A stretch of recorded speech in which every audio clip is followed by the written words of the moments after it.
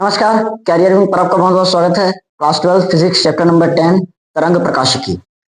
कल हम लोगों ने इसका बेसिक समझ लिया था, तरंग समझ में आ गया, तरंगाग्र पढ़ लिए, हाइगेन का सिद्धांत जाने। आज पढ़ेंगे हाइगेन की द्वितीयक तरंगिकाओं का सिद्धांत। देखो, प्रकाश के संचरण को समझने के लिए दो वैज्ञानिक आए थे। एक हाइगेन का तरंग सिद्धांत था, द्वितीयक तरंगिका का सिद्धांत, और एक न्यूटन का कड़ी का सिद्धांत। पहले हम लोग जानेंगे हाइगेन की द्वितीयक तरंगिकाओं का सिद्धांत। हेडिंग करो, हाइगेन की द्वितीयक तरंगिकाओं का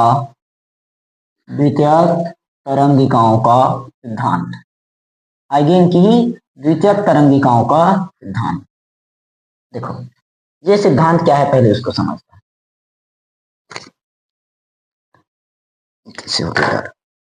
देखो, कल हमने हाइगेन के सिद्धांत में क्या जाना था? कोई भी तरंग है क्या होती है, किसी माध्यम में गमन करती है, उसको चलने के लिए माध्यम की जरूरत होती है। हमने तो हाइगेन ने क्या किया था, एक काल्पनिक माध्यम ईथर की कल्पना की थी जो पूरे ब्रह्मांड में व्याप्त है, मतलब सर्वव्यापी है, उसकी कल्पना की थी। तो उसी को समझने के लिए, मतलब किसी माध्यम में तरंग के संचरण को समझने के लिए हाइगेन ने क्या किया, द्वितीयक तरंगिकाओं का सिद्धांत दिया। हाइगेन ने क्या किया, द्वितीयक तरंगिकाओं का सिद्धांत दिया। किस चीज के लिए? किसी भी माध्यम में तरंग के संचरण को समझने के लिए इन्होंने क्या किया, द्वितीयक तरंगिकाओं का सिद्धांत दिया। समझ में आया? अब ये सिद्धांत करता क्या है? किसी क्षण पर यानी कि किसी समय पर तरंगाग्र की स्थिति को प्रदर्शित करता है। समझ में आया? तो क्या लिखेंगे? किसी माध्यम में तरंग संचरण को समझने के लिए हाइगेन ने क्या किया? हाइगेन ने द्वितीयक को मैं ऐसे लिख रहा हूं, समझ जाओगे ना? द्वितीयक तरंगिकाओं का सिद्धांत प्रतिपादित किया। लिख लोगे? किसी माध्यम में तरंग संचरण को समझने के लिए हाइगेन ने क्या किया, द्वितीयक तरंगिकाओं का सिद्धांत दिया। ठीक, उसके बाद यह सिद्धांत में होता क्या है, इसकी सहायता से किसी क्षण पर तरंगाग्र की क्या करते हैं, इसकी सहायता से किसी क्षण तरंगाग्र की क्या करते हैं, स्थिति पता की जाती है या पता की जा सकती है, पता की जाती, समझ में आया? या ज्ञात की जाती है। ठीक, अब इसकी अवधारणाएं समझते हैं। ये निम्न है पहला पॉइंट। अब समझना, तरंगाग्र का प्रत्येक बिंदु तरंग स्रोत का कार्य करेगा। स्रोत मतलब जहां से वो मिलता है, मतलब जहां से उत्पन्न होता है। ठीक, स्रोत मतलब जहां से उत्पन्न होता है। जैसे प्रकाश का मुख्य स्रोत हो गया सूर्य, हुआ ना? तो स्रोत मतलब जहां से मिलता है। तो तरंगाग्र का प्रत्येक बिंदु, हर एक बिंदु क्या करेगा, तरंग स्रोत का कार्य करेगा। कल तरंगाग्र के बारे में बता दिया था ना। तो तरंगाग्र का हर एक बिंदु क्या करता है, तरंग स्रोत का कार्य करेगा। तरंगाग्र भी कल समझ लिए थे ना। तो तरंगाग्र का प्रत्येक बिंदु किसका काम करेगा, तरंग स्रोत का कार्य करता है। इसको थोड़ा सा अलग लिख लेना सर। चलो समझ में आया ना? तरंगाग्र का प्रत्येक बिंदु क्या किया, तरंग स्रोत का काम किया। तरंग स्रोत का काम किया, स्रोत मतलब जहां से वो मिलता है या निकलता है, उत्पन्न होता है। तो प्रत्येक बिंदु किसका काम कर रहा है, तरंग स्रोत। तरंग का क्या है, हर एक बिंदु तरंग का स्रोत है। जैसे यहाँ पर कुछ बिंदु है इस तरह से, हर एक बिंदु क्या है, तरंग का स्रोत। मतलब यहां से क्या होगा, नई तरंगे निकलेंगी। समझ में आया? ये बिंदु क्या किया, तरंग स्रोत का काम किया, मतलब यहां से नई तरंगे निकलनी चाहिए। क्लियर? तरंग स्रोत का कार्य करता है। अतः इन बिंदुओं से, अतः इन बिंदुओं से क्या होगा, नई तरंगे, नई तरंगे निकलेंगे, क्या निकलेंगे। समझ में आया? क्लियर हुआ? इन तरंगों से क्या होगी, नई तरंगे निकलेगी या नई तरंगे उत्पन्न होंगी। अब इन्हीं तरंग को हम क्या कहेंगे, इन्हीं तरंगों को द्वितीयक तरंगिकाएं कहते हैं। समझ में आया कि नहीं आया? क्लियर हुआ? तरंगाग्र का जो हर एक बिंदु है किसका काम किया, तरंग स्रोत का। मतलब साफ है, वहां से नई तरंगे निकलनी चाहिए, स्रोत का काम कर रहा है मतलब नई तरंगे आएगी। अब उन्हीं नई तरंगों को हमने क्या कहा, द्वितीयक तरंगिका। क्लियर? दूसरा पॉइंट, अब देखो तरंग चल रहा है मतलब साफ उसका कुछ ना कुछ वेग रहेगा, और दूसरी तरंग निकल रहा है तो बिना वेग के गमन करेगा क्या, उसकी भी वेग रहेगी। जैसे ये हो गया हमारा मुख्य तरंग, ठीक, ये हो गया मुख्य तरंग। यहां से अगर कोई नई तरंगे निकल रही है, नई तरंगे निकल रही, तो इसका भी तो वेग होगा क्या, तो इसका वेग क्या होगा, इस मूल तरंग के वेग के बराबर होगा। समझ में आया? जो नई तरंगे निकलेंगी उन नई तरंगों का वेग भी क्या होगा, मूल तरंग के वेग के बराबर होगा। समझ में आया? मूल तरंग बराबर द्वितीयक तरंग का वेग। ठीक, तो नई तरंगों का वेग, द्वितीयक लिख लो, द्वितीयक तरंगिकाओं का वेग किसके बराबर होगा, मूल तरंग के वेग के बराबर होता है। तो बताओ जो द्वितीयक तरंगिका है कौन से वेग से गमन करेगा, मूल तरंग के वेग से गमन करेगा। पता चल गया ना? मूल नहीं, द्वितीयक तरंगिका का वेग किसके बराबर है, मूल तरंग, द्वितीयक तरंग का वेग मूल तरंग के वेग के बराबर। तो जो द्वितीयक तरंग है किसके वेग से गमन करेगा, मूल तरंग। अतः द्वितीयक तरंगे भी क्या होगी, मूल वेग, मूल तरंग के वेग से लिख लेना, मूल तरंग के वेग से क्या करेगी, गमन करेगी। दोनों पॉइंट समझ में आया? क्लियर हुआ? ठीक, ये तो था दो। तीसरा पॉइंट,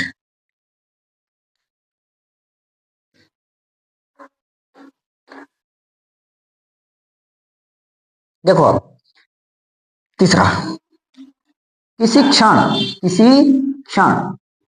इन तरंगों पर, इन तरंगिकाओं पर, किसी क्षण इन तरंगिकाओं पर बाहर की ओर खींचा गया अन्वलोक, खींचा गया अन्वलोक, बाहर वही क्यों, किसी क्षण इन तरंगों पर बाहर की ओर खींचा गया अन्वलोक, अर्थात अर्थात इन्हें स्पर्श करता हुआ, अर्थात इन्हें स्पर्श करता हुआ क्या चीज, पृष्ठ लिखे, अर्थात इन्हें स्पर्श करता हुआ पृष्ठ नए तरंगाग्र की, नए तरंगाग्र की स्थिति को, किसी क्षण पर ना, स्थिति को प्रदर्शित करेगा या करता है। समझ में आया? जो बोला उसको सुनकर लिख लेना ना, यहाँ पर थोड़ी सेटिंग बिगड़ जाएगी। देखो किसी बिगड़ता है, देखो किसी क्षण इन तरंगिकाओं पर बाहर की ओर खींचा गया अन्वलोक, अर्थात इन्हें स्पर्श करता हुआ पृष्ठ क्या करता है, किसी क्षण पर नए तरंगाग्र की स्थिति को प्रदर्शित करता है। देखो जैसे मैं मान लेता हूं ये एक बिंदु, ये दूसरा बिंदु, ये तीसरा बिंदु, ऐसी 4-5 है। तो ये हो गया हमारा P1, ये P2, ये P3 और ये P4। शांत रहो। किसी क्षण इन तरंगिकाओं पर बाहर की ओर खींचा गया अन्वलोक, बाहर की ओर खींचा गया अन्वलोक। देखो सबको मिला देते हैं, ये लो खींच दिए, इसको भी इधर से मिला। ये क्या है हमारा, सबके केंद्र से हमने क्या किया, वृत्त खींचा, मतलब एक गोला खींचा है। किसी क्षण इन तरंगिकाओं पर बाहर की ओर खींचा गया अनवलोक, खींच दिए बाहर की ओर, अर्थात इन्हें स्पर्श करता हुआ पृष्ठ। बताओ इन्हें स्पर्श तो कर रहा है क्या, इन्हें स्पर्श कर रहा है, तो यही क्या कहलाता है, तरंगाग्र की स्थिति को प्रदर्शित करेगा। यही जो पृष्ठ है ये क्या करता है, तरंगाग्र की स्थिति को प्रदर्शित करेगा। इसको ए और ए डेस कर लो, इसको सी कर लो। समझ में आया यहां तक। अगर इसी को इस टाइप से भी बना लो, ठीक से बनाना इसको ना,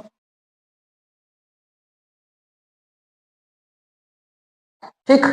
ये वाला P1, ये P2, ये P3 और ये P4, ऐसे अपने हिसाब से बना ले 4-5 ठो। ये क्या होगा, A और ये A1 और ये C। यहां पर अपन मान देते हैं बीच में स्रोत, मानो ना स्रोत, स्रोत बिंदुवत S,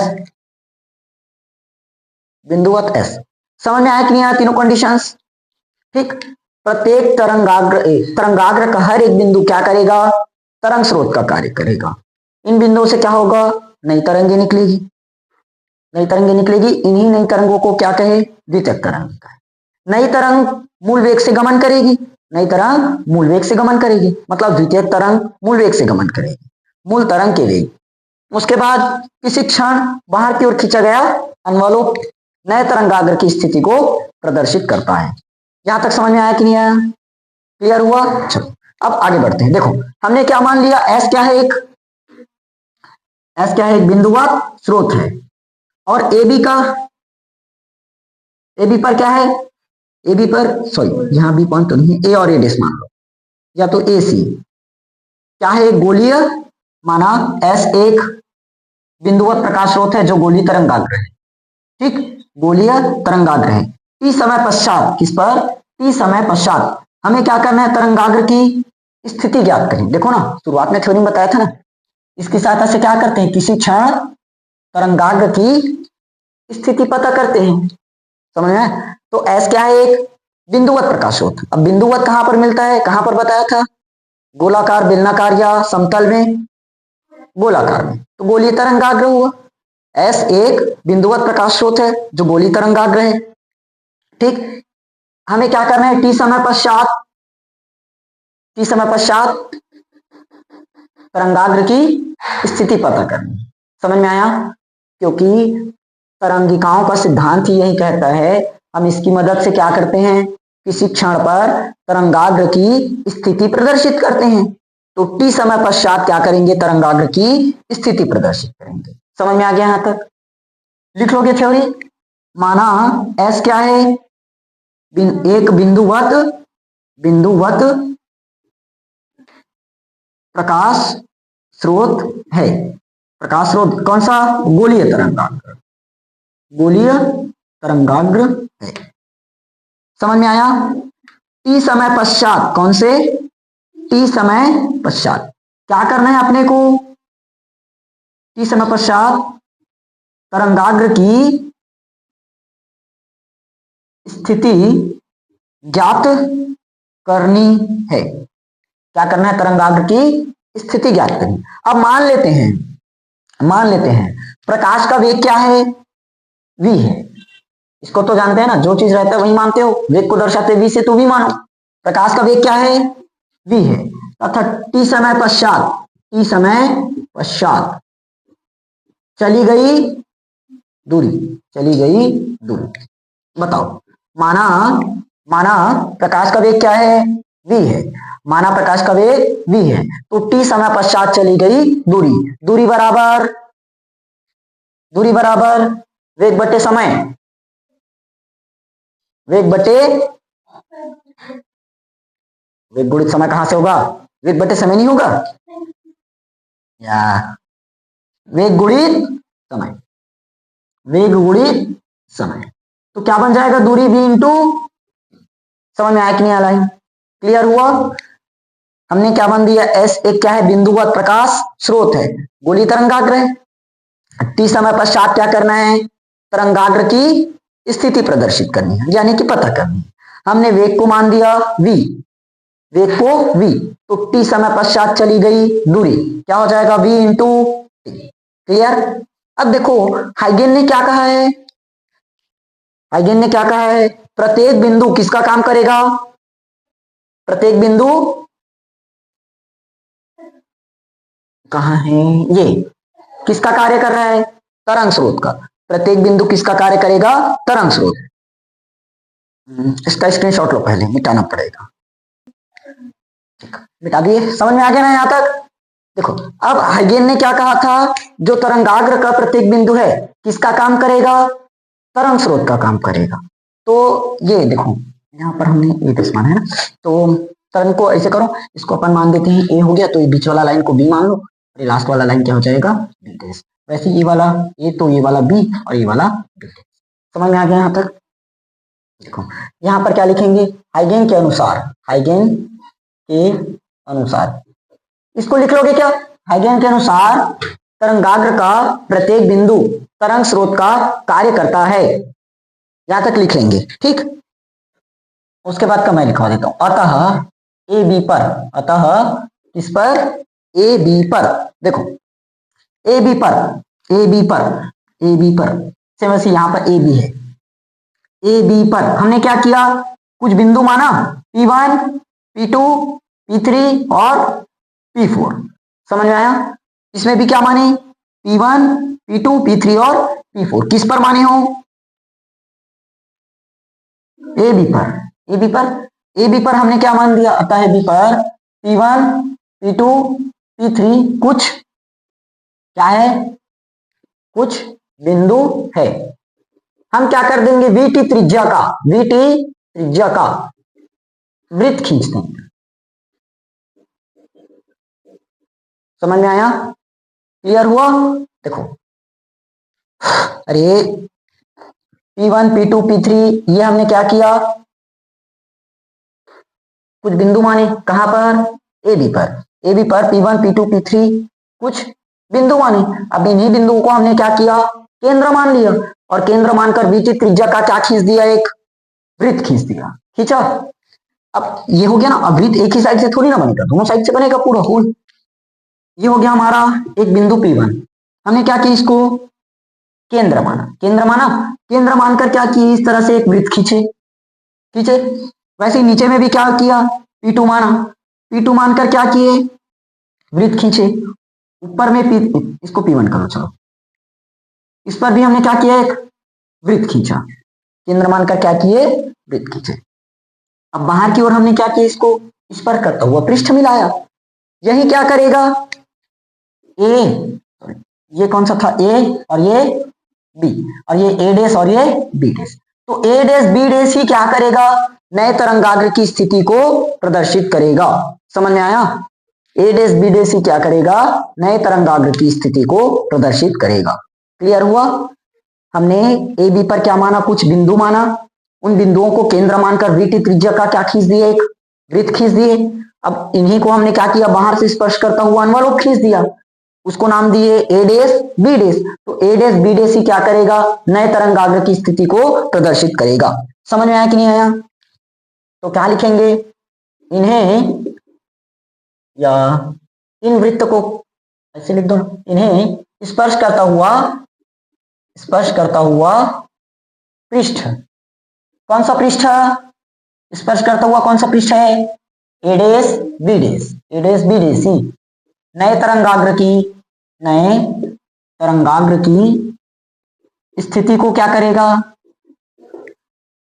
प्रदर्शित करेगा। समझ में आया कि नहीं आया, क्लियर हुआ।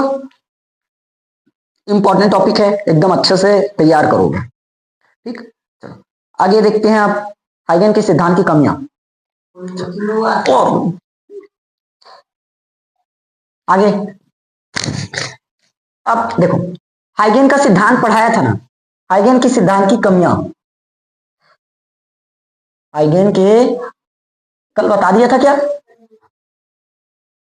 सिद्धांत की कमियां, हाइगेन के सिद्धांत की कमियां। देखो कल जब हमने थ्योरी पढ़ा था इसका, हाइगेन के सिद्धांत में, तो हमने जाना था तरंगे गमन करती है किसी माध्यम में, वेग भी रहती है, किसी माध्यम की जरूरत पड़ेगी। अब माध्यम क्या माने थे? ईथर, सर्वव्यापी ईथर की कल्पना किए थे, लेकिन प्रयोगों के दौरान यह पाया गया कि ईथर की सिर्फ कल्पना की जा सकती है, कल्पना उसका अर्थहीन है। ईथर वास्तव में कुछ है ही नहीं, वो सिर्फ कल्पना मात्र है। ठीक, उसकी साइंटिफिक पुष्टि नहीं की जा सकती, मतलब वैज्ञानिक रूप से उसकी पुष्टि नहीं की जा सकती। सिर्फ ईथर क्या है? सिर्फ एक कल्पना ही है। समझ आया? इसलिए सिद्धांत क्या हुआ, उसमें कमी पाई गई। तो लिखेंगे क्या चीज इस सिद्धांत में यह माना गया कि तरंगे क्या होती है? काल्पनिक माध्यम ईथर में गमन करती है, काल्पनिक माध्यम ईथर में गमन करती है, लेकिन प्रयोगों के दौरान ईथर की कल्पना की व्याख्या, मतलब ईथर की व्याख्या नहीं की जा सकती, ईथर के प्रमाण की व्याख्या नहीं कर पाए, उसकी पुष्टि नहीं कर पाए। समझ में आया? बस इतना ही तो लिखना रहेगा, लिख लोगे क्या? और साथ में जो व्यतिकरण, विवर्तन, ध्रुवण, इन सब की भी व्याख्या नहीं कर पाए, ये है। ठीक, क्लियर हुआ? कमियां जो मैं बोला हूं उसी कमियों को लिख लेना, वैसे भी मैं पीडीएफ लगा दूंगा, वहां से जाकर देख लेना। ठीक है, यहां तक क्लियर? हाइगेन की सिद्धांत की कमियां, सबसे पहले हमने क्या जाना? इस सिद्धांत में यह माना गया कि तरंगे सर्वव्यापी काल्पनिक माध्यम ईथर में गमन करती है, लेकिन क्या होगा? प्रयोगों के दौरान ईथर की पुष्टि नहीं की जा सकी, ईथर की पुष्टि नहीं की जा सकती, ये सिर्फ क्या है? एक कल्पना है। दूसरा, इस सिद्धांत के अनुसार प्रकाश के व्यतिकरण, विवर्तन, ध्रुवण, इन सब की व्याख्या नहीं कर पाए। व्यतिकरण, विवर्तन, ध्रुवण जस्ट कल पढ़ेंगे, कल की क्लास में होगा। समझ में आ गया यहां तक? उसके बाद आएगा न्यूटन का कड़ी का सिद्धांत। न्यूटन का कड़ी का सिद्धांत, न्यूटन का कड़ी का सिद्धांत क्या बताऊं?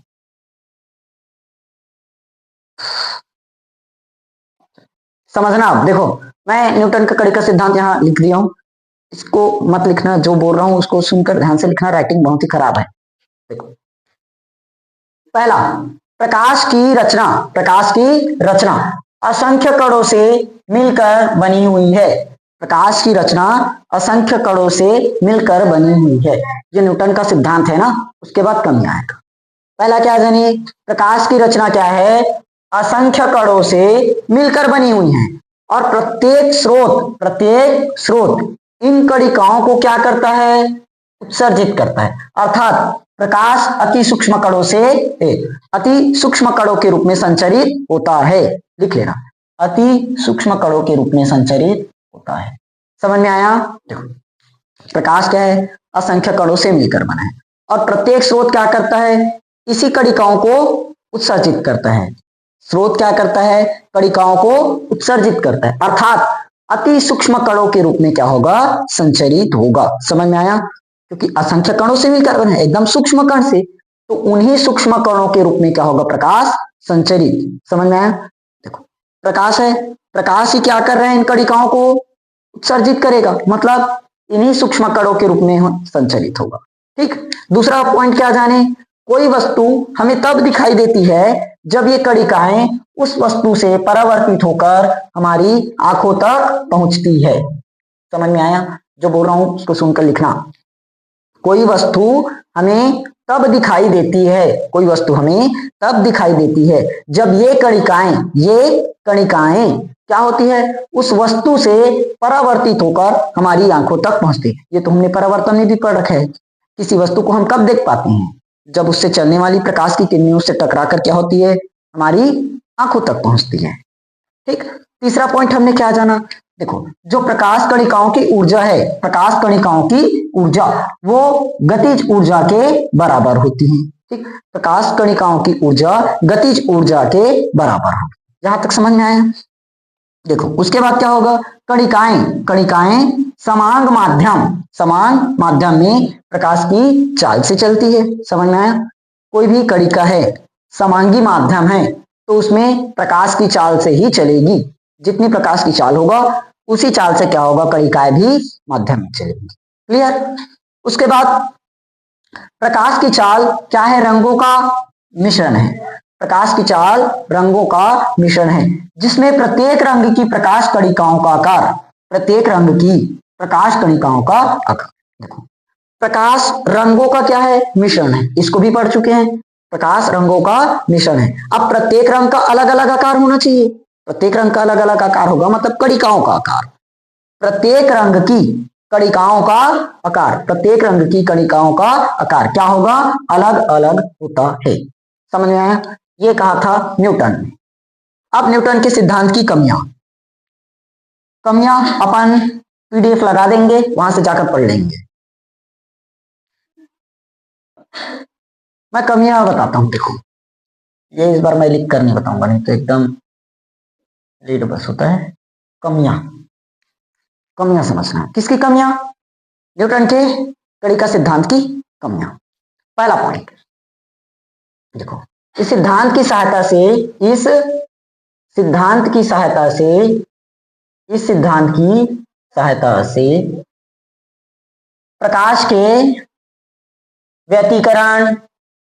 व्यतिकरण, अरे इसको अभी और बताया था क्या, हाँ रुको मैं गलत कर दिया इसका। हाँ ठीक, उसमें ना रमन प्रभाव और जीवन प्रभाव कर लेना। प्रकाश विद्युत प्रभाव, रमन प्रभाव और जीवन प्रभाव। हाइगेन की द्वितीयक तरंगिकाओं का सिद्धांत अभी कुछ देर पहले पढ़ाया था ना, उसमें मैंने यही बता दिया था, व्यतिकरण, विवर्तक, ध्रुवण की व्याख्या नहीं कर सके। उसमें यह लिखना, प्रकाश विद्युत प्रभाव, रमन प्रभाव, जीवन प्रभाव आदि की व्याख्या नहीं कर पाया। ठीक, ये आएगा। क्या क्या बताया था, काल्पनिक माध्यम ईथर में गमन करती है, लेकिन ईथर की कल्पना सिर्फ कल्पना ही है, उसका प्रायोगिक साइंटिफिक रूप से कुछ प्रमाण नहीं मिला, पुष्टि नहीं की जा सकती। दूसरा, प्रकाश विद्युत प्रभाव, रमन प्रभाव, जीवन प्रभाव, इन सब की व्याख्या नहीं कर पाया। ठीक, मैं गलत बताया था वहां पर, इसको लिख लेना। इसमें आते हैं, इस सिद्धांत की सहायता से प्रकाश के व्यतिकरण, विवर्तन, ध्रुवण आदि की व्याख्या नहीं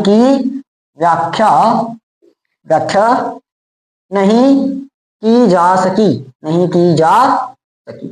समझ में आया। दूसरा पॉइंट देखो, हमने अभी न्यूटन की कणिका सिद्धांत में जाना था, प्रकाश क्या करता है, कणिकाओं को उत्सर्जित करता है और लगातार उत्सर्जित करता है, तो उसका द्रव्यमान घटना चाहिए था कि बढ़ना चाहिए था, घटना चाहिए था। प्रकाश लगातार क्या कर रहा है, कणिकाओं को उत्सर्जित कर रहा है, बाहर निकाल रहा है ना। प्रकाश के अंदर कणिका है, उन्हीं कणिकाओं को क्या कर रहा है, वो बाहर निकाल रहा है। मतलब उसकी अब द्रव्यमान क्या होना चाहिए, घट जाना चाहिए, लेकिन वास्तव में होता नहीं है, द्रव्यमान घटता नहीं। प्रकाश क्या करता है, लगातार कणिकाओं को क्या करता है, उत्सर्जित करता है। अतः द्रव्यमान क्या होना चाहिए, कम होना चाहिए, घटना चाहिए। परंतु वास्तव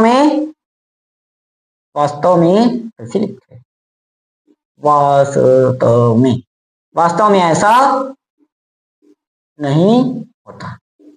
बताओ, समझ में आया। नहीं घुसा होगा तो अच्छी बात है, दिमाग में भूल जाना। तीसरा पॉइंट मेरा भी खत्म हो गया। तीसरा पॉइंट क्या लिखेंगे, लिखना बस तुम लोग।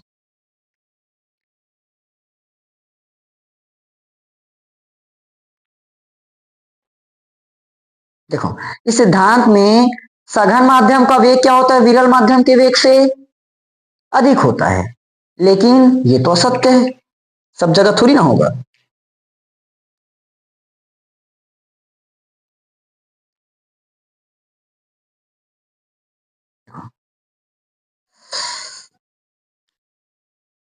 इस सिद्धांत के अनुसार सघन माध्यम में प्रकाश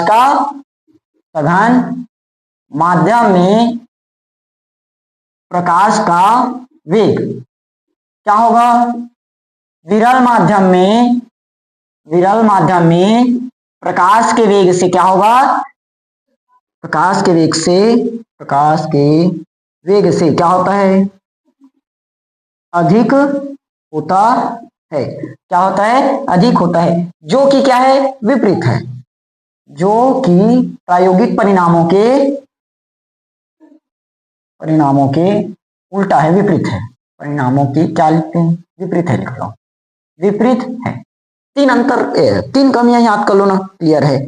समझ में आया कि नहीं आया, तीन अंतर में हो जाएगा, एकदम ज्यादा लिखने की जरूरत नहीं है, तीन अंतर रख लो। एक ही तो अंतर बचा, मैं लिखवा देता हूं, उसको याद कर लेना। इस सिद्धांत के अनुसार, इस सिद्धांत के, लिख लेना, इस सिद्धांत के अनुसार इस सिद्धांत के अनुसार जो प्रकाश का वेग है, प्रकाश का वेग किस पर निर्भर करेगा, स्रोत के ताप पर निर्भर करना चाहिए। किस पर निर्भर करना चाहिए, स्रोत के ताप पर निर्भर करना चाहिए। लेकिन वास्तव में ऐसा, लेकिन वास्तव में ऐसा नहीं होता। बताओ, समझ में आया तो अच्छी बात है। देखो कमी एक बार देख लो। इस सिद्धांत के अनुसार प्रकाश के व्यतिकरण, विवर्तन और ध्रुवण, इन सब की व्याख्या नहीं कर पाए। दूसरा, प्रकाश लगातार कणिकाओं को उत्सर्जित करता है, तो द्रव्यमान क्या होना चाहिए, कम होना चाहिए, लेकिन कम होता नहीं है, ये दूसरा कमी निकला। तीसरा, सघन माध्यम में प्रकाश का वेग विरल माध्यम में प्रकाश के वेग से अधिक होना चाहिए, लेकिन हर जगह थोड़ी ना पॉसिबल है, तो ये सिद्धांत यहां भी कमी बता दिया। चौथा, इस सिद्धांत के अनुसार जो प्रकाश का वेग है स्रोत के ताप पर निर्भर करना चाहिए, लेकिन होता ही नहीं है, स्रोत के ताप पर ही निर्भर नहीं कर पाता। क्लियर हुआ, बस इसका लिख लेना और नोट्स अच्छे से बना लेना, क्योंकि यहां से समझाने वाला ज्यादा था नहीं, पूरा याद ही करने वाला है, और पेपर में ये आएगा तो सिर्फ 2-3 नंबर में ही आता है, 2-3 कमी पूछने के लिए। ओके, तो इसको को भी हाल में अच्छे से 2-3 कमियों को याद करना। ठीक, कल इसके बाद का टॉपिक देखेंगे।